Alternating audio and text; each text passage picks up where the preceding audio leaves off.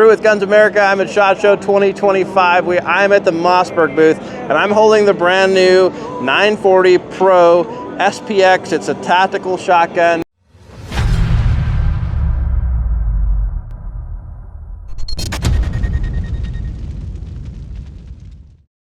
And it's got some pretty cool features on it. So I'm just going to quickly run you through them. I haven't shot this or tested it yet. I'm just telling you what's new about it. So first thing that we've got here is you'll notice that this fore end goes clear up here, and it totally covers the barrel so that you can't get your thumb up there on it and burn your hand with the barrel. The other thing that they've done is they've made the tubular magazine all one piece. This is just a barrel nut, but it's all one piece. It holds 7+1 rounds. The sights are totally protected now. These wings are right here on the sight, both in the rear and in the front. We've got a fiber optic bead with the sight. The other thing I should have mentioned with the handguard is there's QD slings up here. There's an M-lock here so you can mount a light or whatever else you want on there.